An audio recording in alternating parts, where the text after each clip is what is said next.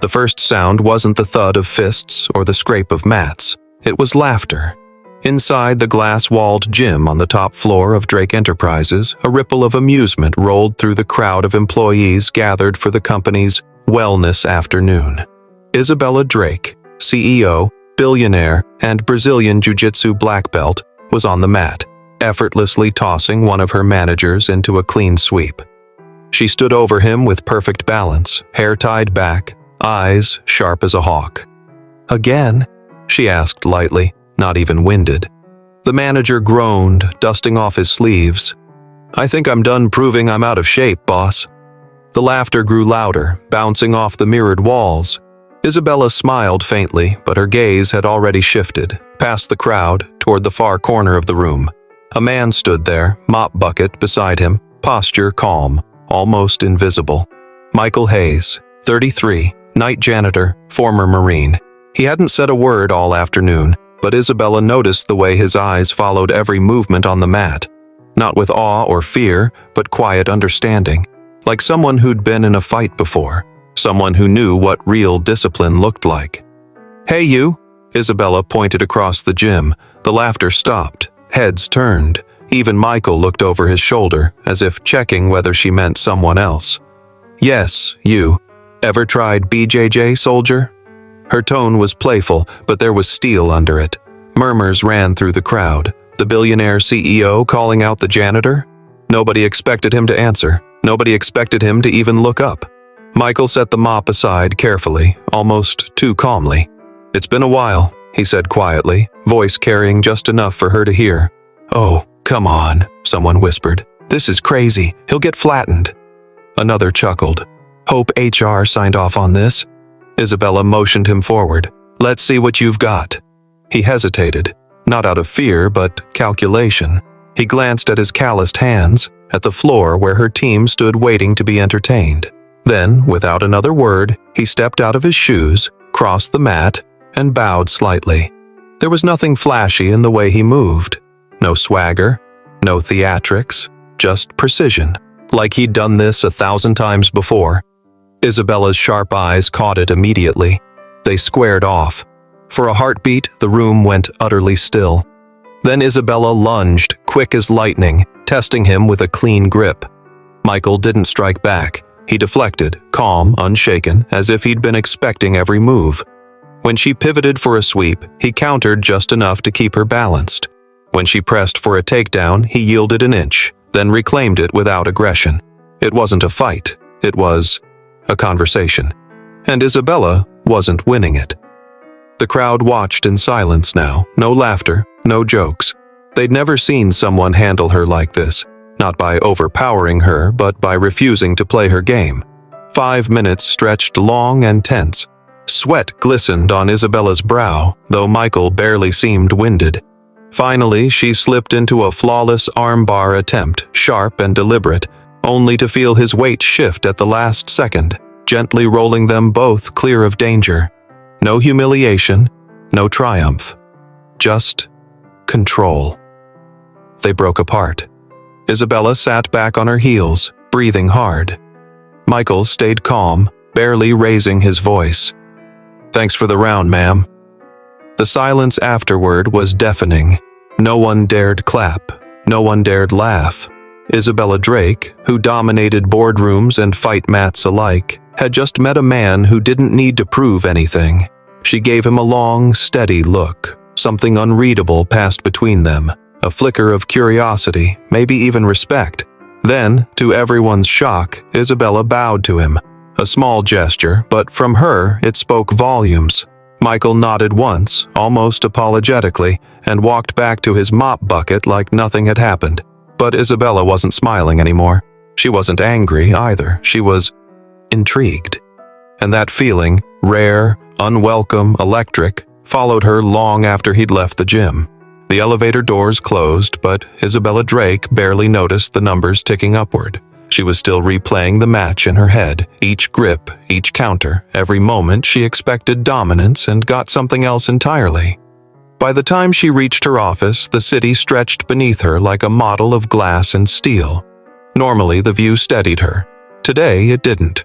She wasn't used to being surprised. That night, Michael Hayes walked home under the orange glow of streetlights, his work boots quiet on the cracked pavement. He didn't live far, 2 miles from the towering headquarters where he cleaned up after people who never learned his name. Lily was already asleep when he got home. The little apartment was dim, the hum of the fridge the only sound. He paused at her bedroom door, watching her breathe softly in the moonlight, her small hand curled around a stuffed rabbit. This was why he took every night shift, every extra hour. So she never had to feel how hard things really were. On the kitchen table sat an overdue bill and a half-eaten box of cereal. He rubbed his temples, thinking about how far the next paycheck needed to stretch. The veterans' gym needed repairs too. The roof leaked every time it rained, and the mats were so worn they barely cushioned a fall. But kids still came. They always came, because Michael taught them for free. Discipline, respect, courage, things the world didn't hand out anymore. He poured himself cold coffee and tried not to think about the look Isabella Drake had given him after their sparring match, like she'd seen straight through the janitor's uniform, like she'd recognized something he thought was long buried. The next morning, Isabella asked around, "Who's the night janitor? The one from the gym yesterday?" Her assistant blinked. "Michael Hayes, Marine veteran. Been here 6 months? Why?" "Just curious," Isabella said casually, but her tone was sharper than she meant. By noon, she had read every HR file, every service record. The resume was thin, just enough to get him a janitor's job. But the military file? Decorated service, overseas tours, a medal for valor he never mentioned. No disciplinary marks, no bragging, no complaints. Invisible. Deliberately invisible. 2 nights later, Isabella stayed late in the office. She told herself it was for work, but when she heard the faint scrape of a mop in the corridor, she closed her laptop and stepped outside. Michael looked up, surprised to see her. "Evening, ma'am." "Isabella," she corrected. "I'm not your commanding officer." "Habit," he said simply, going back to his work. She watched him a moment longer than necessary. "You were good on the mat. Where'd you learn that?" "Here and there," he said, keeping his eyes on the floor. "Here and there doesn't move like that," Isabella pressed. "You trained." Michael shrugged. "Marine Corps teaches you to stay alive. You pick up things." She almost smiled. He was guarded but not rude. There was no trace of ego, just quiet precision. "Why janitorial work?" she asked. "With your record, you could have—" "I like quiet," he interrupted gently. "And steady pay. That's all." Isabella nodded slowly, but she didn't believe him, not entirely.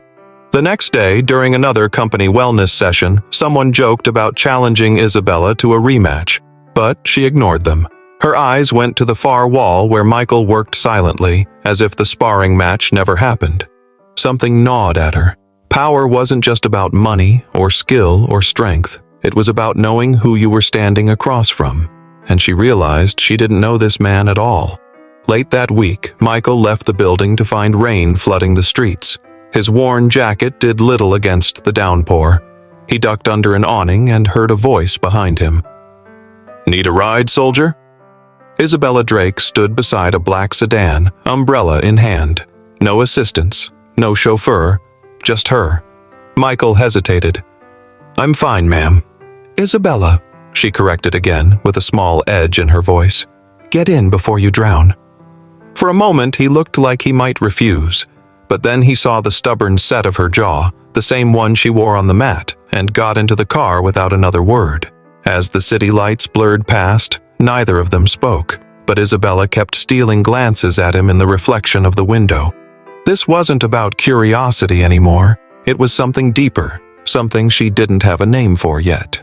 Isabella Drake wasn't easily distracted. She built her empire by shutting out noise, by refusing to let anything, anyone, pull her off balance. But for the first time in years, her focus slipped. Meetings blurred. Calls went unanswered. Every so often, her thoughts drifted back to the quiet man who had stepped barefoot onto her mat and left her questioning herself. Who was Michael Hayes, really? The answer came by accident. A week later, Isabella left the office after dark. her car gliding through rain-slick streets. At a red light, she saw a faint glow inside an old warehouse on the edge of town. A hand-painted sign above the door read, "Veterans Outreach Gym." She would have driven past, but through the wide windows, she caught sight of Michael on the mat, not cleaning, teaching. Inside, a dozen kids moved barefoot under flickering lights. Michael guided them patiently through drills, stance, balance, respect. His voice was calm but firm, his posture still precise, every correction gentle. He knelt to show a boy how to break a fall without fear, then smiled when the child got it right. The roof leaked, the mats were patched, but the room was alive. Isabella sat in her car watching through the rain-speckled glass. This wasn't a man hiding from the world. This was someone building something quietly, asking for nothing in return. When class ended, the kids filed out laughing. Michael stayed behind, stacking pads, sweeping the floor. Janitor again, even here. Isabella stepped out of her car before she could second-guess herself. "Some operation you're running," she said from the doorway. Michael looked up, startled. "This is private property." His voice wasn't hostile, just guarded. "I'm not here to shut you down," Isabella replied, stepping inside. "Just watching." "It's not much to see," Michael muttered, glancing at the leaking ceiling. She walked the perimeter slowly, taking in the peeling paint, the battered mats. "You're teaching kids discipline, courage, respect. You call that nothing?" Michael set down the pads and straightened. "They deserve a place to learn without worrying about money, that's all." "Who funds this?" Isabella asked. Michael hesitated. "Me, and a few buddies from the Corps, when we can." Isabella frowned. "That's why you're working nights?" He didn't answer. He didn't need to. The next morning, Isabella couldn't shake the image of that leaking roof. At her desk, she reviewed quarterly reports worth millions, yet her thoughts kept circling back to the quiet warehouse where Michael spent his nights. By noon, she'd made a call to her finance director. Find out what it would cost to repair a small gym on the east side, quietly. 2 days later, Isabella stopped by the gym again, this time during daylight. Michael was there alone, sanding down an old wooden bench. "You don't quit, do you?" she said, leaning on the doorframe. He didn't look up. "Can't afford to." "I could help?" she offered. He shook his head. "With respect, ma'am. Isabella, I'm not looking for charity." Her eyes narrowed. "What if it's not charity? What if it's recognition? For someone who deserves it?" Michael finally set the sander down and met her gaze. "Then I'd say recognition doesn't fix roofs. Money does, and money usually comes with strings." "No strings," Isabella said firmly. "Just let me do something good for once." Michael studied her for a long moment. "If you're serious, put it toward new mats. The kids fall hard." It wasn't what she expected. No ask for himself, no job request, just a request for others. That night, Isabella walked through her penthouse, past walls lined with awards and photos from championship matches. For the first time, they felt hollow. All her victories, all her wealth. And here was a man who measured strength by what he gave away, not by what he kept. It unsettled her. It inspired her. And it scared her more than she cared to admit. The hammering started early. Michael Hayes pulled up to the veterans gym, expecting to patch another leak, but instead found contractors on the roof, tearing away rotten shingles. A delivery truck was parked outside, unloading fresh mats still wrapped in plastic. He froze, coffee in hand. "What's going on here?" A foreman looked down from a ladder. "Work order came through yesterday. Full repair, paid in full." "By who?" Michael demanded. The man shrugged. "Anonymous donor, said to get it done quick." Michael's jaw tightened. He didn't need to guess. That evening, Isabella Drake stood in her office, watching the rain bead against the floor-to-ceiling glass. She knew Michael had figured it out. She also knew he'd probably hate it. When her phone buzzed, she wasn't surprised by the message. "We need to talk." Michael arrived at Drake Enterprises after midnight, still in his janitor's uniform from another shift. He didn't wait for an elevator, took the stairs, 3 flights at a time, and found Isabella in the gym alone, barefoot on the mat. "You went behind my back," he said quietly. "I fixed your roof," Isabella countered, just as quiet. "That wasn't your choice to make. I wasn't asking permission." The air between them tightened. Neither raised their voice, but the tension was sharp enough to cut through steel. "Do you know how it feels," Michael said finally, "to work 2 jobs, to stretch every dollar, just to keep something alive, and then have someone sweep in and fix it like it's pocket change?" "Yes," Isabella said, stepping closer. "It feels like someone cares." Michael stared at her, conflicted. "I didn't do this to be noticed, and I didn't do it to embarrass you," Isabella replied. "I did it because you're building something that matters. You're teaching kids to be strong without breaking them. That deserves more than a leaky roof." Silence lingered, heavy but not hostile. Finally, Michael exhaled and dropped his shoulders. "You don't give up, do you? Not on the mat, not in business, and definitely not when I'm right." For the first time, a faint smile cracked his stern expression. It vanished almost immediately, but Isabella caught it. "Tell you what," he said. "If you want to help, no more secret donations.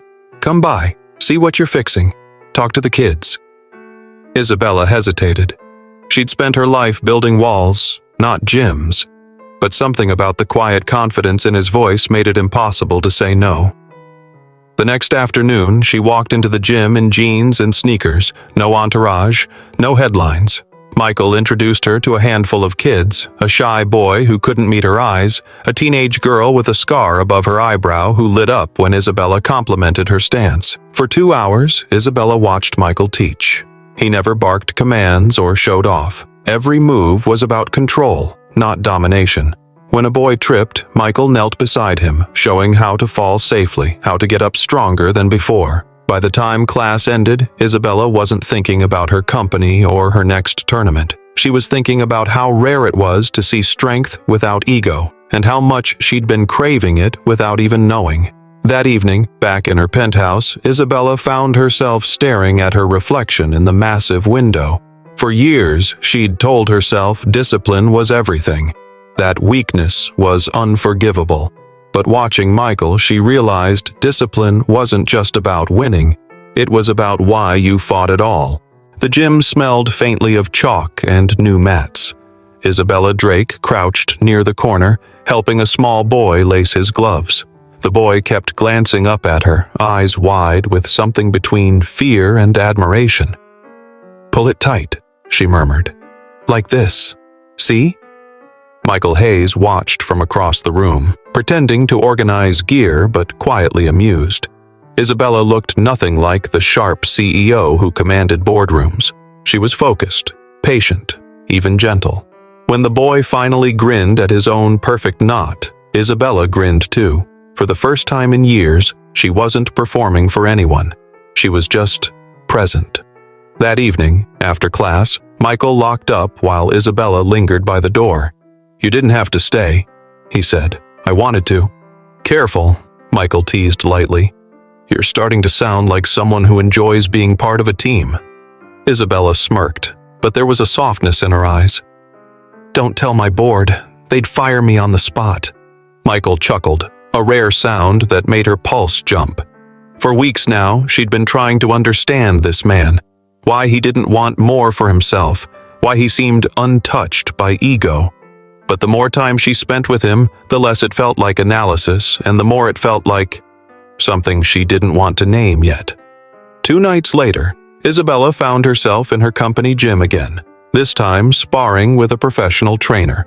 But she was distracted, her rhythm off, her timing sloppy. "Everything all right, boss?" the trainer asked. "I'm fine," Isabella snapped, sharper than she meant. The trainer backed off, but Michael, mopping floors nearby, had already noticed. When the trainer left, Michael set his mop aside. "You fight like you're trying to prove something," he said quietly. "That's the point," Isabella replied. "You wouldn't understand." Michael's expression didn't change. Try me. She sighed, pulling off her gloves. I've spent my life proving people wrong.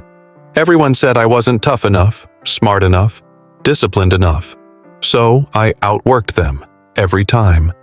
Michael studied her, calm as always. And now? Who are you proving it to? The question landed like a strike to the ribs. Isabella didn't answer.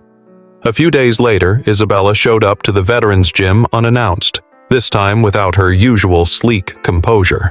Spar with me, she said abruptly. Michael raised an eyebrow. Here? In front of the kids? They'll learn something, she shot back. He hesitated, then nodded. All right, but we do this my way. On the mat, Isabella came in, aggressive, testing him harder than before. But Michael didn't flinch, didn't even look like he was trying. He countered calmly, using just enough force to redirect her energy, never to dominate. The kids watched wide-eyed as the billionaire CEO struggled against the janitor who refused to fight her on her terms. Finally, breathless, Isabella froze mid-roll, realizing what he'd been doing all along. He wasn't trying to win. He was teaching her to slow down, to listen, to feel. You're holding back, she whispered. No, Michael said quietly. I'm holding you up. Big difference. The kids clapped as they stood, but Isabella didn't smile. Something deeper than pride had cracked inside her. Later, when the gym was empty, she sat on the edge of the mat, watching Michael put gear away. Why do you do it? She asked softly. Do what? Live like this. Give everything away. You could have, I don't know, chased more. Michael looked at her with steady eyes. Because chasing more almost cost me everything once. My daughter deserves a dad, not a ghost. The words landed heavy.